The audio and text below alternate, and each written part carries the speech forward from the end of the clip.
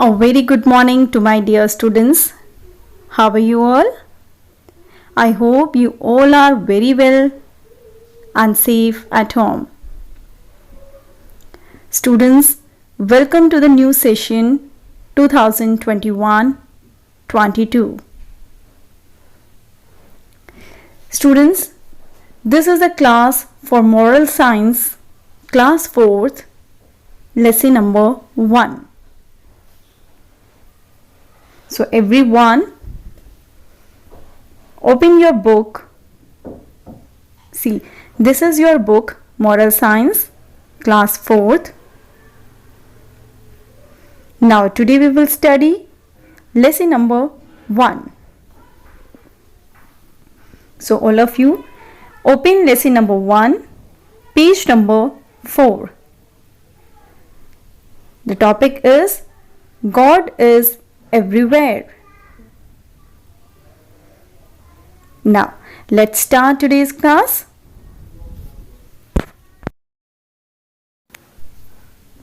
Students, in this chapter, we have a story. So, let's read the story first. Once there lived a guru in a far-off country. He was a man of great wisdom. He had many disciples. Staying with the Guru, they learned many good lessons of life. One day, Guru called upon 3 of his disciples and said, "Tomorrow by this time, each one of you should present a gift to me. But remember, no one should see you taking the gift." So, in the story you have seen, there was a guru. The guru was a man of great wisdom and he was having many disciples. They learned many good lessons of life. One day what happened? The guru called upon 3 of his disciples and he said that tomorrow by this time, each one of you should present a gift to me. So the Guru asked them to bring a present for him. But there was a condition, and the condition was that no one should see them taking the gift. So students, what was the condition?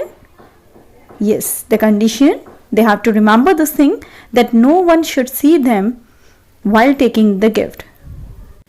Now, let us see what happened then. Next day, the disciples were very happy. They decided to give the best gift to their Guru. The disciples set out in search of the gift after receiving his blessings. The next day, all the disciples came back. So students, the disciples were very happy because they had to purchase a gift for their Guru. So they decided to give the best gift to their Guru. So the next day, all the disciples came back. Now what happened? See, Guru was waiting for them. The first disciple came forward and said, "Guruji, I collected these fruits while everyone took rest after the lunch." So, students, you have seen that the first disciple, what did the first disciple bring? Yes, fruits. The first disciple brought fruits for the Guru.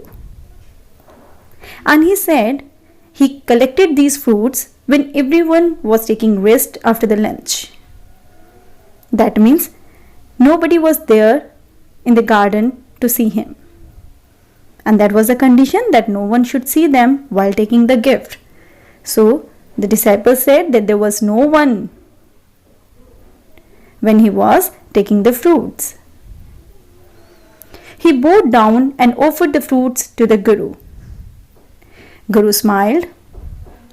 Then there was a beautiful wrapped gift packet with the second disciple. Second disciple also brought a gift packet to him. He bowed down and said, "I was waiting for everyone to sleep." no one has seen me taking this. So second disciple also said this thing. Then when he was purchasing, he was taking that gift, no one was there to see him. He gave the gift to the Guru. And again, Guru smiled and did not utter a word, because he already said that no one should see them while taking the gift. So the second disciple also gave the gift and nobody has seen him. Then, now there's a turn of third disciple. Then the third disciple came forward with a gloomy face and said, "My dear Guruji, forgive me. I could not bring any gift for you." Now, the third disciple did not bring any gift for the Guru. During the day, now the reason is, he said, during the day when I thought no one was there, I was reminded of God who watches me. In the darkness of the night too, I could not overcome the thought of God's watchful eyes. So the third disciple said that he did not bring any gift for the Guru. The reason was because he was reminded of God's watchful eyes. Moreover, your words echoed in my ears. God's eyes shine brighter than the shining sun, and nothing can be hidden from those eyes. Now, the Guru embraced his dear disciple who stood empty-handed and said, "Do you know now, students, what happened and who won?" Yes, the Guru smiled, embraced that third disciple who stood empty-handed, and he said, "Dear son, your gift is a most precious gift. This was a real test for you all, and you have won." So, now he said that this one gift was a most precious gift. You know why? Because that was the only real test. He wanted to tell them that God is everywhere. Then he taught all his disciples that God is everywhere. So we say God is omnipresent. Student, we say that God is omnipresent because God is everywhere. Wherever you see, wherever, God is there.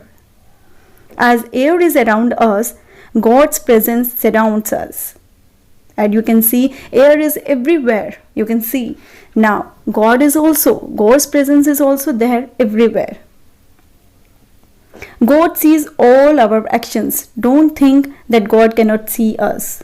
He can see. He can see everything. He sees all our actions, whatever we do, good or bad. God listens to all what we say. We cannot escape from God's eyes. Students, remember this thing, that we cannot escape from God's watchful eyes because God is everywhere. Nothing can be hidden from His eyes.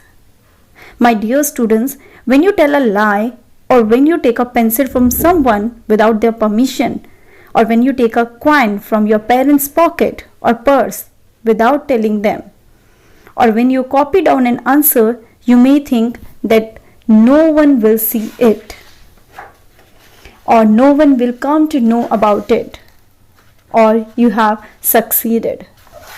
But it is not like that. This is not the reality.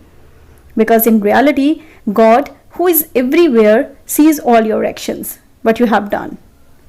So think about God who is present everywhere, do good and avoid evil. We should remember this thing, that God is everywhere. So whenever you are going to do something wrong, just think about the God. Don't think that no one can see you. God is there and He will see you. Some students say that they cannot see God. Very true. Yes, this is true. We cannot see God. Can we see? No. Yes, we cannot see God. But can we say there is no God because we don't see Him? It is not like that. We cannot say this, that we cannot see God. That's why we can say that God is not there. God is there. Certainly not. There are many things which we cannot see. Yes, there are many things which we cannot see. But we cannot see now that these things are not there. You cannot see air. Still, you know there is air. Definitely, we cannot see air, but we know that air is there. You cannot see electricity flowing through the wire, but you know that it is there. So there are many more things which we cannot see, but they are there. In the same case with the God. We cannot see God, but God is there. He is the reality. Why do you believe that air, electricity, or sound travels as waves? Because you study in the books. Your teachers explain and something you can experience. So, people who have experience say there is God who sees all things. When you grow in prayer and meditation, you also can see God and experience God with your inner eyes. Till then, believe and pray. So students, remember that God is everywhere. He watches all our actions. So every time do good and avoid evil. So students, you have seen in this chapter that God is everywhere. So try to do good and avoid evil because God is everywhere. Now that's all for today's class. Exercises part we will do in the next class. Till then, take care and have a nice day.